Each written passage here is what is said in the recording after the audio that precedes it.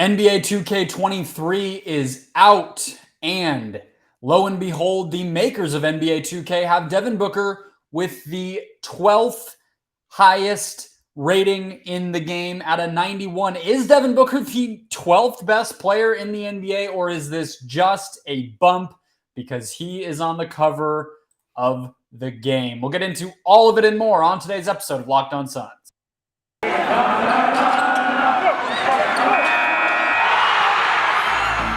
You are Locked On Suns, your daily Phoenix Suns podcast, part of the Locked On Podcast Network, your team every day.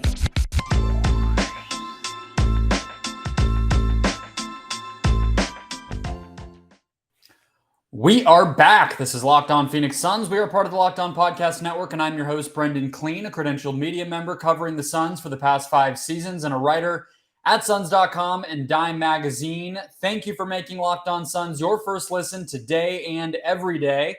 We are Monday, Wednesday, and Friday through the rest of September until the final week when training camp begins, and we are back daily. So if you want to find the show, and you should, hit subscribe or follow on whatever podcast platform you are finding us on, and on YouTube. We are free everywhere. The best way to keep us free is to subscribe. So do not miss a show the rest of the month, the season not too far in the future. You can also throw us a follow at Locked On PHX Suns on Twitter and at Brendon Kleen 14 if you'd like to follow me as well. It's good to be back. I was gone last week, no shows last week, but let's dive right in. NBA 2K23 is where we're going to start. I also want to talk about James Jones's recent interview about Kevin Durant and the sweepstakes there. But again, Booker, 12th best rating in the entirety of NBA 2K23. Now, it's obvious, right? Is this just because he's on the cover and he's getting a bump, or is it actually where he stands in the league? And I actually think this is an interesting, we're going to get these top 100 lists before long. Sports Illustrated, the Washington Post has done one in the past. I'm not sure if that will continue. ESPN does their own. You'll get the statistical stuff from like 538, etc. There will be debate about these things, and it's fun. I do think I actually like it more than I think most NBA fans. I think it actually is kind of a useful way to mark time with this stuff of like last year, right? It was a big thing. LeBron is tweeting at Sports Illustrated and posting on Instagram and whatnot about how he got disrespected. But it actually felt true. It's kind of like, okay, 2021, 2022, that season, that's the year LeBron kind of got down a peg, right? Where he starts to miss a lot of games. He's not as impactful overall on winning as he might have been in the past because he can't affect every square inch of the floor and every moment of the game like he used to be able to. So these things help us sort of look at what's what in the NBA. And I think the Booker part of this is interesting as well. Let me run it down really quickly. The game is out, so it's not like this is leaks or anything. It's just the ratings, and that will stay that way until the season starts, and then stuff starts to move around. Guys go up and down from their beginning rating. So it's Giannis, LeBron, Kevin Durant, Joel Embiid, Steph Curry, Nikola Jokic, Luka Doncic, Kawhi Leonard, Jason Tatum, John Morant, Jimmy Butler, and Devin Booker at 12. So here's where I come down on this list. I do agree Giannis is the best player in the NBA, and it's fairly pronounced. LeBron through Jokic 2 through 6, those guys are tied, but Giannis is a notch above them at 97. Those guys are all at 96. You have Doncic at 95, Kawhi at 94, and then Tatum, Morant, Butler all tied at 93, and then Booker is actually a considerable tick down from that. So my first takeaway from this list has nothing to do with Devin Booker. It's just that LeBron is way too high. I mentioned last year with the website rankings of some of these publications that do this stuff. I think you saw that be represented. I think LeBron was maybe 4th on the Sports Illustrated list. I see him somewhere potentially even lower than that. To me, I think when healthy, the last time we saw all 3 players healthy in a playoffs in 2021, Giannis, Durant, and Kawhi were the three best players in the NBA. I still see it that way. I think being a forward, being a wing who's versatile, those are the best players in the NBA, the most valuable types of players, I mean. And Giannis, KD, and Kawhi are the three guys who fit that the best. I think Jason Tatum could be that. I think Luka obviously is in that mold offensively. I'm not sure he will ever get to that point. Defensively, he might be a little bit more like a LeBron or a Steph, where most of the impact's going to be on offense. Late career LeBron, I'll say. Jimmy Butler fits into that. So I tend to value those types of players the most. LeBron is no longer that type of guy. He doesn't impact the game on the defensive end. He misses a lot of games. Don't think he has the rail-to-rail impact that he used to have. So I would put him behind those three at probably 4. You could convince me if you wanted to put Embiid or Jokic ahead of those guys that would be the case as well. My point is that top 5, 6 with those 3 wings, LeBron, and then the 2 guys who have battled for MVPs the past 2 years in Embiid and Jokic, and then you have to throw Steph in there as well. That's a top 7. I don't move that around. So I think Kawhi is the most underrated player on this list. I understand it's probably mostly related to injuries, but to me, he cracks the top 4, and he's at 8. Let's make our way further down, because this is where things start to get really interesting and really have to do with Devin Booker even more. Ja Morant, 2 points higher than Booker at number 10. It's just because it's a video game, okay? Just because it's a video game. Ja is a fun player, incredibly athletic, incredibly impactful. I love Ja Morant. I think there's a reality in which the Suns don't get awful luck in the 2019 draft lottery, and they maybe get Ja Morant at number 2, and their team could be potentially close to as good as it is right now with Chris Paul, but with Ja instead. I mean, really, all you're talking about, no Cam Johnson, no Dario Saric. Like, this is a player I love a lot, but it is not fair to call him 2 entire points higher than Booker based on what they've done in their careers. Booker is a more established, more polished player. He has more of a track record of winning, I think it's fair to say, even though Ja has won a lot in a shorter amount of time.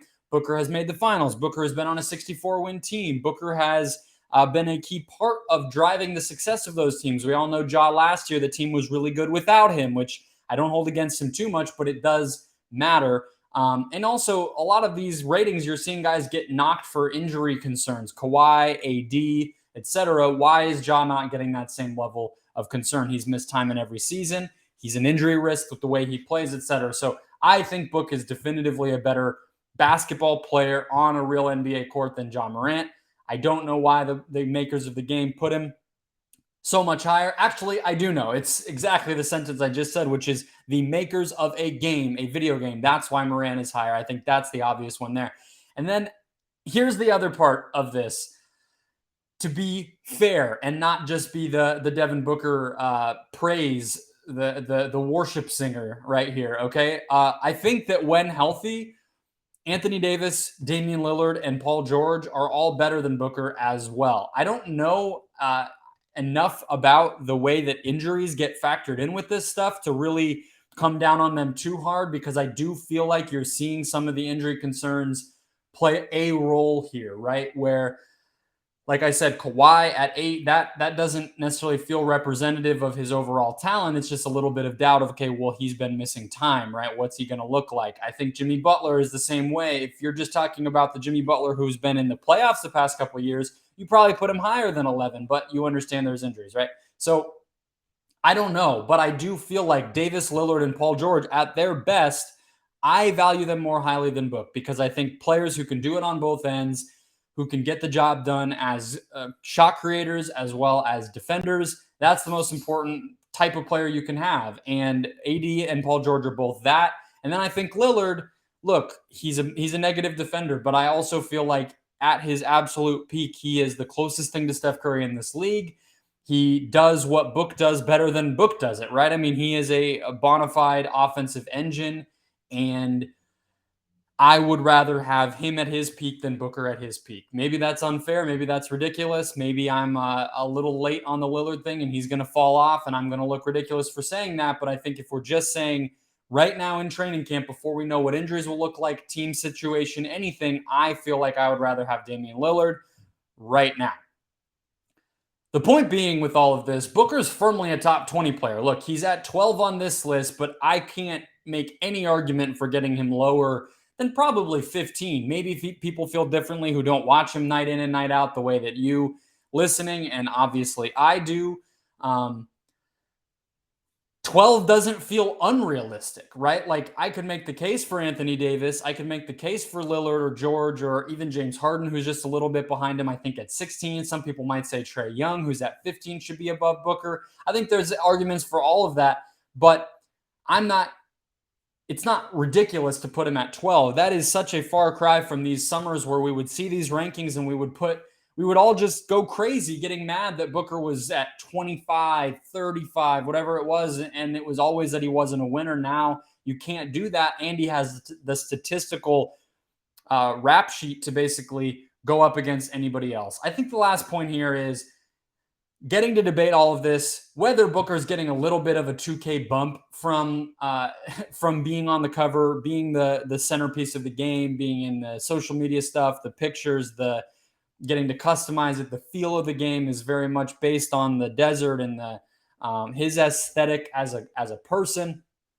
Maybe that's all true. Maybe that's helping with his rating. I don't really even think that's the most important thing here. The most important thing is just a reminder that he's going to get such a high profile, so much love, so much respect from basketball fans just getting to be on the cover of this thing. And that's probably the most impactful thing of all of this. The ratings are fun. They're a good way to kind of lock into who's where. But he is going to be in front of people. His game's going to get respected and dissected and appreciated in a new way. That is incredible.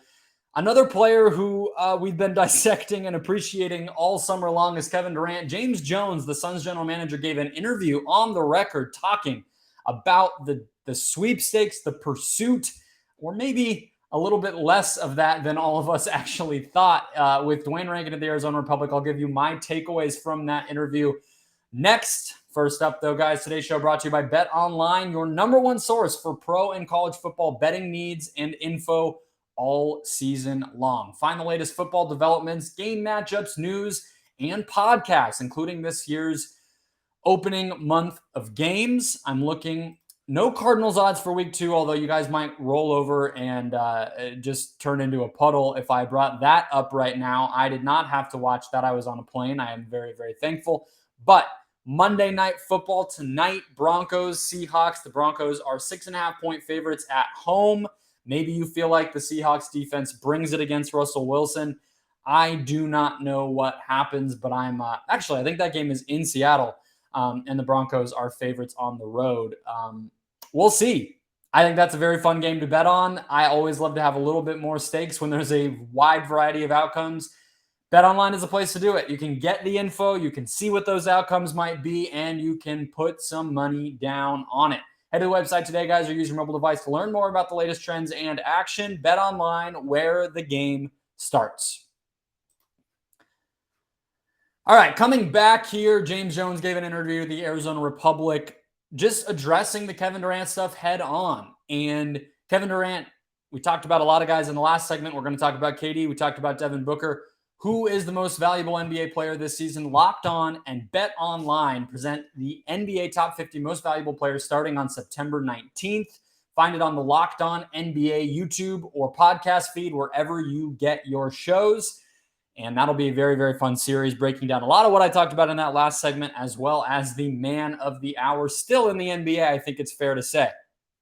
We spent all summer talking about Kevin Durant, and I don't think that chatter is going anywhere. Part one, my first takeaway is going to be KD related. The second one will not be. It'll be about another character in the Suns offseason that we haven't had a lot of time to talk about because so much else has been going on. But let's start with Durant. Here's the quote straight from the mouth of James Jones, courtesy of Dwayne Rankin at the Arizona Republic. Quote, because Brooklyn, this was an answer about why there was so little discussion between the Suns and the Nets, because Jones started by saying that there was very little. And Dwayne Rankin asked him, okay, why? Here's his answer. Quote, because Brooklyn wanted to keep Kevin Durant in Brooklyn. And that's why he's in Brooklyn and not on some other team. But as far as with us, I get it. It's always a great topic of discussion, but the one thing people forget is that when you're talking about trades or any player acquisition, the team that has the player has to be willing to move the player. And so if they're not moving the player, which they didn't, it's just conversation and it's great discussion. Great interest for the NBA fan base and the team fan base. So you can see, I feel like you can hear a little bit of Jones getting impatient with the whole process, kind of rolling his eyes at all of it. I don't think it's unfair of him to be frustrated by what played out, but here's the takeaway from this one, right? The Suns were very clearly interested, but the Nets were never realistic trade partners. I mean, that's what Jones is saying, right? It's him going on the record, which I do think is important. He usually does do this, as disappointing as the lack of reports about the Suns can sometimes be. It can be hard to read what's going on because they don't leak stuff to media the same way. But if you think back to, what was it? The DeAndre Ayton situation last October when he was negotiating for the extension, right? James Jones goes on with The Athletic. Sam Amick writes a detailed Q&A, just like this one, where Jones explains. He even went so deep as to explain the rule of we don't want to have multiple guys on rookie max extensions on the same team. If we wanted to trade for one, we wouldn't be able to keep Ayton. That rule ended up playing a major part with the Durant sweepstakes because Bam Adebayo is on this contract, etc. Devin Booker. So that is important. It's Jones saying they were poking around. They were interested, right? But he's not being specific about what they offered or any of that, but he is saying that this happened. So credit to him. And it's also something we can refer to. He is now saying that they explored it, right? He later commented on Mikal specifically, and he doesn't deny in the interview that Mikal could have been part of the trade. So that's from the Suns side. The Suns were clearly interested. On the Nets side, never being realistic trade partners, I think the quotes here and in a lot of other similar, whether it's just reporters talking about it or other people who have gone on the record about it, the Nets are basically holding Kevin Durant hostage, right? Like they just sort of said no, which we've seen before. It's not unprecedented. Kobe Bryant asked for a trade and he didn't get one. We've seen this tons of times. But I don't think there's any reason to believe that that's going to make this whole thing get better, right? This is, to me, Jones kind of pointing to the same tensions in Brooklyn is another example of why the situation over there is no sure thing to keep on track, right? I don't think this is over. I don't think KD is going to just roll up his sleeves and get to work again for a team that he didn't want to be on. So it's I don't want to get any deeper than that because obviously Jones doesn't know the details about the relationships between Steve Nash and Kevin Durant or Ben Simmons and Kevin Durant. Of course, he doesn't know. But Jones is basically saying this was not Kevin Durant changing his mind. This was not us making legitimate offers and being told no. This was us very much getting the impression that the Nets never had any intention to accede to Durant's demands, and that doesn't spell good things for the Nets, in my opinion. This also all backs up with what I have personally heard from the situation, which is that the Suns were interested, but hadn't had significant talks with Brooklyn in weeks because there wasn't a realistic deal to be had, right? I think that's all along felt like what was the deal. I think people pointed to the DeAndre Ayton contract as like that's when it really went down. I don't think they had been talking even by the time Ayton was re-signed. Personally, I don't think anyone was talking to the Nets anymore by the time Ayton actually got the offer sheet from Indiana and all that, right? I don't think there was much chatter after maybe the first couple of weeks of July. If you just read everything that's been out there and just kind of keep your ears open, like I don't think that was really happening. One other quick note on this is that the Mitchell trade, the Donovan Mitchell trade, which I wasn't in town for, but also it doesn't really relate to the Suns super heavily, that brought the price tag down to earth a little bit from the Gobert deal. So all of that is to say the door is still open for a trade. James Jones is acknowledging there was interest. As long as the Suns were interested, and KD, if he ever becomes available again, you would imagine they would talk about a trade again. The bottom line, the Nets clearly need a dose of encouragement on this. That could come from them losing early in the season, KD causing problems, another KD suitor maybe getting more desperate, or maybe something like the January 15th deadline when DeAndre Ayton becomes available for trade. I don't necessarily know. It's probably going to be internal. It's probably going to be butting heads between the coach, the GM, and KD. It might be Kyrie getting hurt and frustrations flaring again. Ben Simmons getting hurt and frustrations flaring again. I don't think it's time to say goodbye to that. James Jones seems to agree. If the Nets get more realistic, I could easily see the Suns re-engaging. My second takeaway is actually unrelated to Kevin Durant. It is on Cam Johnson and the contract extension talks. Want to revisit the money side of this, and I would like to talk about the concrete statements that Jones made. First, a quick break. Okay, in addition to James Jones talking about Kevin Durant, he also commented on Cam Johnson in a Q&A with Dwayne Rankin over at the Arizona Republic. He was asked about the status of the talks, etc. Here's what James Jones said, quote, "We're having discussions. Cam is a big part of what we do. Really excited for the progress he's shown over the last few years, especially last year. And I think he's primed to take some steps forward. We're excited about this team. We're excited about the guys on this team, 1 through 16. He's definitely someone we're going to need to have take another step if we want to continue to progress and grow as a group." Okay. My takeaway here is Cam Johnson's going to get an extension, right? Like, it might sound obvious. We've been talking about it for a while. I get that. I get that he's a great player. He didn't end up getting traded. So the assumption's obviously just going to be that he is going to be here and he's up for an extension, so he should get one. But it wasn't that long ago that we saw DeAndre Ayton not get an extension. I know it's because it was a max, but I think any time that you can lock in a player on an extension prior to him becoming a free agent, it's just a sign of trust. It's almost always a good sign for the team, the culture of the organization, because it signifies that there's mutual respect there. There's an ability to hash out an agreement, and that basically that the player feels comfortable enough with the situation to usually take less money, unless it's just a max extension like Booker got, Luka, Ja, these guys. Unless it's that, a player accepting an extension tends to mean that they're getting underpaid a little bit because they're not testing the open market. They're not going out and trying to get the absolute most that they can. They're taking the security, the trust, the comfort over the maximum dollars, right? So the fact that that Jones is acknowledging they're having discussions, this is pretty clearly supposed to be positive, right?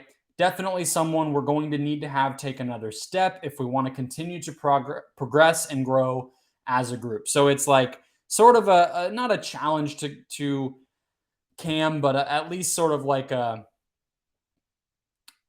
pushing, right? A nudging. And he's acknowledging that they're having those discussions. So that's all good news. I think it'll probably happen during training camp. We've seen max extensions this summer, but we've also seen a couple of non-maxes. Keldon Johnson with the Spurs, 4 years, $80 million.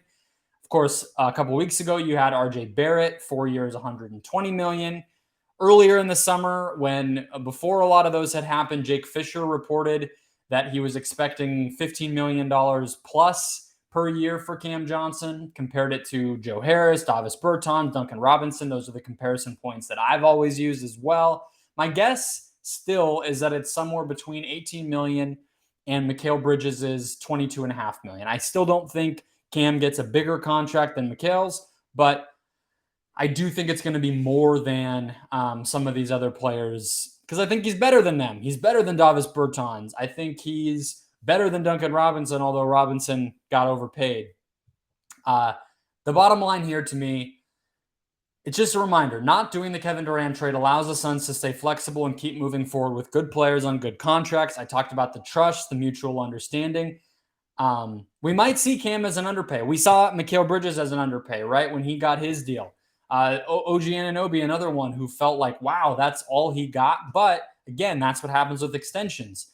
It's what you can do when you build a rapport with players and commit to them throughout their careers. It's something I think the goodwill has carried over from, you could even go back as far as the Suns drafting Cam and over looking past his hip problems and the medical red flags that he allegedly had from several other NBA teams on draft night in 2019, and installing him as a rotation player right away, giving him opportunities, making him a focal point of the team and these community things that he's gotten to do, et cetera. There's an obvious good relationship, and an extension would just be another symbol of that commitment, that bond, if you want to say that, right? The last note here on the note of the actual contract and what it might look like. James Jones, just a reminder here, like he's gotten a team-friendly contract on just about every deal he's done as a GM. I would say, aside from the restricted free agency standoff with Ayton this summer and Devin Booker's Supermax, those were both more about what the market dictates, what the collective bargaining agreement rules say you can do, more so than like a real negotiation. You weren't, the Supermax is take it or leave it. You know, you're not going to negotiate or barter about it. It's like yes or no. And then the restricted free agency thing, there was the negotiation in the fall, but Ayton didn't have to accept it. So we didn't get to see what Jones's ultimate decision would have looked like. And then he matched, which was the right thing to do. So I set those aside. But when you look at Kelly Oubre, when you look at Ricky Rubio, I would even say, when you look at, especially last summer with Chris Paul and Cam Payne, Mikal Bridges, often Jones has gotten team-friendly deals. I think that's somewhat a testament to his relationship with players. I think it's somewhat a testament of his kind of, well, I would even say Dario Saric, Jay Crowder, another couple of examples. His ability to be savvy and not overcommit, not overplay his hand has really been good. He knows what a player's worth. He's not going to try to be insulting about it. But when you look at something like Saric or Cameron Payne, it's like they probably could have gotten a little bit more or found another team to drive up the price if they had gone out and done it. But I think Jones is really good about offering deals in that sweet spot where Saric, 10 million, right? Like, could he have gotten 11 or 12? Maybe. I think we've seen players like him get that. Like, I think Trey Lyles, who's not been a very productive or effective player for most of his career on winning teams, has, I think he got like 9 million a year, right? If he can get 9, Saric could have gotten more than 9, but it's also not so low that it's like going to send them packing and ruin the relationship between those guys and their team. So he's also been willing to say goodbye to Torrey Craig if the price gets too high, right? To say goodbye to JaVale McGee this summer when the price was unrealistic. So I think you're going to see that continue. And I think Cam will be another sort of domino with that, where if you can keep maintaining those good relationships, negotiate well, and get players on mutually satisfactory deals, that allows you to be available the next time a Kevin Durant becomes available, right? It allows you to be a player in those trade talks because you have the right types of contracts.